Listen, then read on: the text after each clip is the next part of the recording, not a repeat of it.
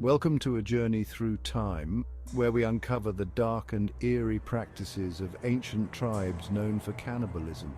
In the annals of human history, amidst the tapestry of diverse cultures and traditions, lies a chilling and unsettling truth: the consumption of human flesh. Prepare yourself for a chilling exploration of history's most macabre rituals, delving into the shadowy realms where survival, ritual, and the darkest recesses of the human psyche intertwine. Our journey begins in the rugged canyons of the American Southwest, home to the ancient Pueblo people known as the Anasazi. For centuries they flourished, constructing elaborate cliff dwellings. But this harsh landscape could also be unforgiving. In the late 13th century, a devastating drought gripped the region. Desperation led to a darkness in some Anasazi communities. Archaeological evidence shows shattered human bones, marked by butchering and burning. These remnants suggest some Anasazi resorted to cannibalism. The reasons remain shrouded in mystery. Was it survival or ritualistic? The specter of cannibalism serves as a chilling reminder of civilization's fragility. Our journey takes us south to the heart of Mesoamerica, where the mighty Aztec Empire once flourished. Renowned for their architectural prowess, intricate social structures, and thirst for conquest, the Aztecs also harbored a dark secret, a deeply ingrained practice of ritualistic cannibalism. Central to Aztec religious beliefs was the worship of Huitzilopochtli, the god of the sun and war. To appease this fearsome deity and ensure the sun's continued journey across the sky, the Aztecs offered a most precious sacrifice: human hearts. Elaborate ceremonies were staged atop towering pyramids, where captive warriors, adorned in ceremonial garb, were led to their deaths. With a chilling precision, priests would plunge obsidian blades into the chests of their victims, extracting still-beating hearts as offerings to the gods. But the ritual didn't end there. The bodies of the sacrificed, considered sacred, were often consumed in a ritualistic feast. This act was not seen as an act of barbarity, but as a profound religious duty, a way to commune with the divine and absorb the strength and vitality of their victims. We venture now into the dense jungles of Papua, Indonesia, home to the Korowai people, one of the last remaining tribes believed to still practice cannibalism. Living in remote, inaccessible regions, the Korowai were virtually unknown to the outside world until the 1970s. Their traditional way of life, deeply intertwined with the rhythms of the rainforest, is a testament to human resilience and adaptability. But within this seemingly idyllic existence lies a dark undercurrent. The Korowai believe in a malevolent spirit known as the Kakua, which can possess individuals, transforming them into living nightmares. Those suspected of being Kakua are met with swift and brutal justice. Cannibalism, in this context, is not seen as an act of savagery, but as a form of ritualistic execution, a way to exorcise these evil spirits and protect the community. And so, in the heart of the jungle, the Korowai continue to navigate the delicate balance between survival and the supernatural, their practices a living testament to the enduring power of belief. Our journey takes us to the sun-drenched islands of the Caribbean, marked by the legacy of colonialism and the clash of cultures. European explorers first encountered the Carib people, a fierce tribe synonymous with cannibalism. The Carib were skilled navigators and warriors known for their canoes and archery. They raided neighboring islands seeking captives for slavery and sacrifice. Cannibalism was intertwined with their beliefs about warfare and spiritual power.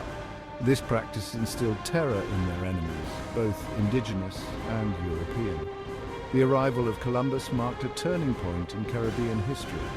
Spanish conquistadors waged a brutal campaign against the indigenous populations. Despite fierce resistance, the Carib were overwhelmed by European weaponry and diseases. Deep within the heart of the Amazon rainforest, we encounter the Wari people, a tribe whose relationship with cannibalism offers a unique perspective on this taboo practice. Unlike some cultures where cannibalism was driven by warfare, ritual, or desperation, the Wari practiced a form of endocannibalism, consuming the flesh of their own deceased loved ones. This practice, far from being considered barbaric, was viewed as an act of profound respect and compassion. The Wari believed that the spirit of the deceased lingered after death, and that consuming their flesh was a way to help them transition to the afterlife. It was also seen as a way to keep the memory of their loved ones alive within them. The act of consuming the deceased was highly ritualized, involving the preparation of the body and the sharing of the flesh among family members.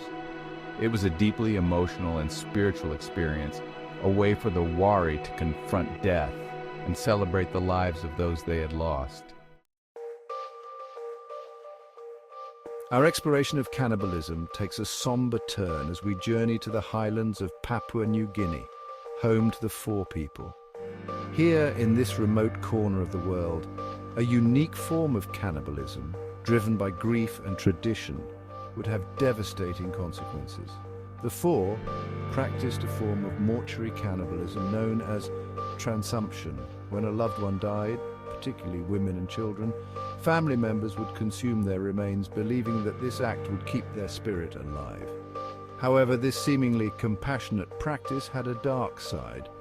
Unbeknownst to the Fore, a deadly prion disease, similar to mad cow disease, lurked within the brains of the deceased. This disease, which came to be known as Kuru, caused severe neurological damage, leading to tremors, dementia, and ultimately death. As the Fore continued their practice of transumption, Kuru spread rapidly through their communities, decimating entire villages. It wasn't until the 1950s, with the arrival of Western medical researchers, that the link between cannibalism and Kuru was finally understood. Our journey takes us to the Indonesian island of Sumatra, home to the Batak people, a diverse ethnic group with a long and complex history.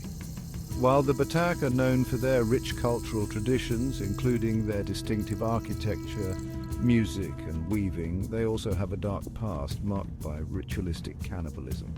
For centuries, the Batak practiced a form of judicial cannibalism, reserving this gruesome punishment for the most heinous crimes, such as treason, adultery, and murder. Those found guilty of these offences were subjected to a public execution, their hearts cut out and consumed by the executioner while still beating. The belief was that by consuming the heart of the condemned, the executioner would absorb their strength and prevent their spirit from seeking revenge. Cannibalism among the Batak was not merely an act of punishment, it was deeply intertwined with their spiritual beliefs. They believed that consuming the flesh of their enemies, particularly their hearts and livers, would imbue them with their strength and vitality.